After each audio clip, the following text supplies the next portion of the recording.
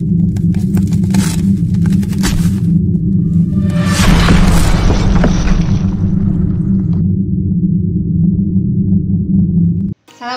warahmatullahi wabarakatuh. Alhamdulillah Naomi, hari ini kita bertemu kembali di Janur Biru Official dengan pelajaran IPA.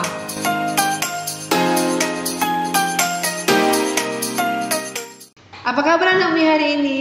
Mudah-mudahan kita semua tetap dalam keadaan sehat walafiat.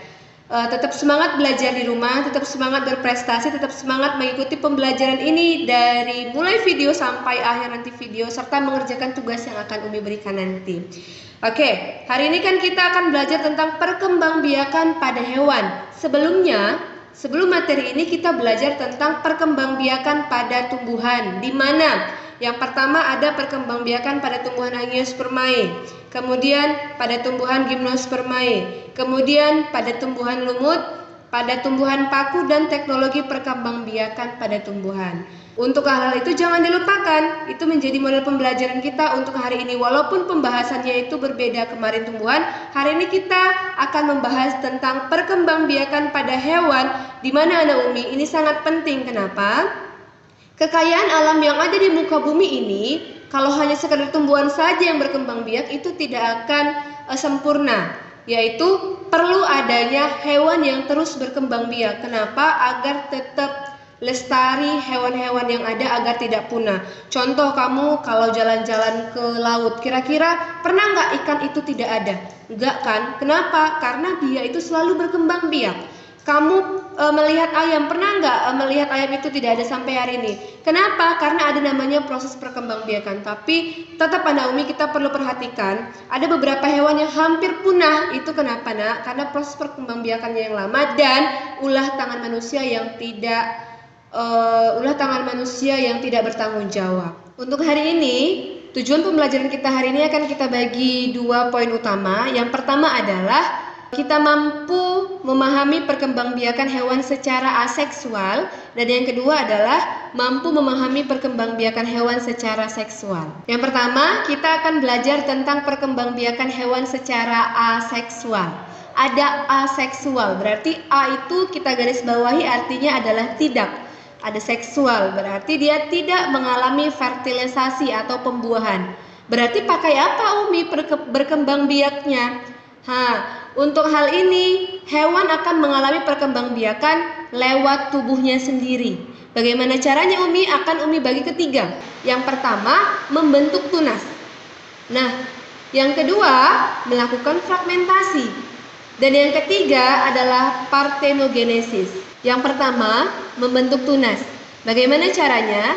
Hal ini terjadi pada hewan-hewan yang ada di laut. Contohnya itu pada hewan filum Porifera dan filum Colentrata, dimana contohnya bisa kita lihat pada hewan Hydra sp, kemudian ubur-ubur Aurelia sp, kemudian juga terjadi pada spons. Untuk contoh yang pertama itu untuk hewan Hydra, pertama hewan Hydra akan tumbuh menjadi Hydra dewasa, kemudian akan membentuk tunas di sampingnya, akan membentuk Hydra itu akan putus membentuk individu baru. Jadi dari satu individu itu nanti tunasnya akan berkembang menjadi individu baru. Sedangkan Hydra yang tadi akan tetap tumbuh terus. Yang kedua adalah proses perkembangbiakan fragmentasi. Fragmentasi ini boleh dikatakan memutuskan atau memotong atau mematahkan individu utama, yang dimana nanti potongan-potongan pada individu utama itu akan membentuk individu baru. Ini terjadi pada cacing pipih atau planaria. Cacing planaria ini banyak ditemukan pada air. Jangan samakan ya nak, cacing planaria dengan cacing tanah, ini sangat berbeda. Jadi nanti boleh dilihat di bukunya, di buku paketnya di halaman 92.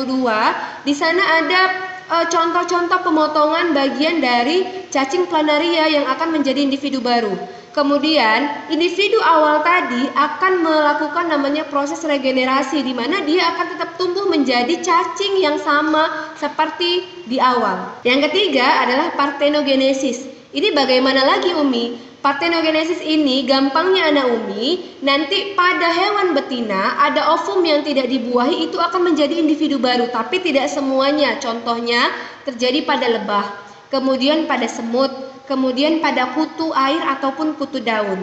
Kita ambil contoh satu pada lebah. Pada lebah ini nanti jika ada ovum yang dibuahi, dia akan berkembang menjadi lebah betina. Tetapi jika ada ovum yang tidak dibuahi, dia tetap berkembang biak menjadi apa? Menjadi lebah jantan. Jadi ovumnya itu yang tidak dibuahi tadi tidak mati, tidak seperti manusia. Jika tidak dibuahi akan menjadi menstruasi, tetapi pada hewan ini akan menjadi individu baru. Baik Anak Umi, selanjutnya kita akan belajar tentang perkembangbiakan pada hewan secara seksual, di mana perkembangbiakan hewan secara seksual ini akan terjadi yang namanya fertilisasi. Fertilisasi adalah proses pertemuan antara sel kelamin jantan dengan sel kelamin betina.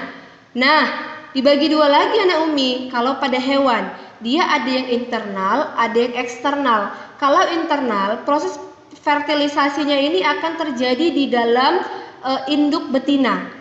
Sedangkan eksternal dia tidak akan terjadi di dalam induk betina, melainkan di luar. Baik, kita akan bagi menjadi 3 bagian. Yang pertama vivivar, ovivar, dan ovovivivar gabungannya.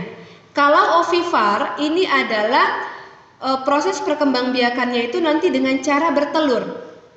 Contoh seperti ayam, cicak, pernah kan lihat telur cicak? Itu adalah bagian dari proses perkembangbiakan agar cicak itu bertambah. Begitu juga dengan telur.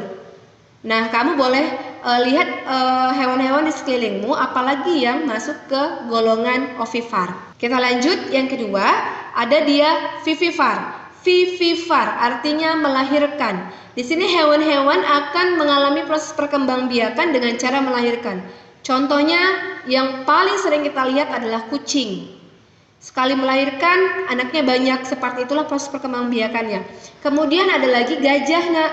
Ada lagi kalau di sekeliling kita ada lagi kambing. Ini dia terjadi, prosesnya terjadi pada induk betina, di dalam induk betina. Nah, yang terakhir kita akan mempelajari cara berkembang biak secara seksual pada hewan, yaitu ovovivivar.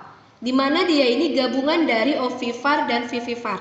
Jadi ovovivivar bertelur dan melahirkan. Dalam satu hewan dia mengalami 2 fase ini, Nak, bertelur dan melahirkan. Contoh pada telur ular di dalam tubuh ular. Kemudian setelah embrionya berkembang biak seperti itu, dia akan keluar menjadi ular-ular kecil seperti itu. Baik Anak Umi, itulah pembelajaran kita pada pertemuan kali ini, yaitu perkembangbiakan aseksual yang dibagi menjadi 3 utama. Yang pertama membentuk tunas, kemudian fragmentasi, dan yang ketiga adalah partenogenesis. Untuk seksual, perkembangbiakan hewan secara seksual dibagi juga menjadi 3. Yang pertama vivivar, kemudian ovivar, dan yang ketiga adalah ovovivivar. Semangat Anak Umi belajar. Jika kurang paham silahkan buka di buku kamu, dan di LKS kamu sudah ada materi-materi pendukungnya. Sekian video pembelajaran kali ini. Nantikan video-video selanjutnya tetap di Janur Biru Official. Semangat belajar. Assalamualaikum warahmatullahi wabarakatuh.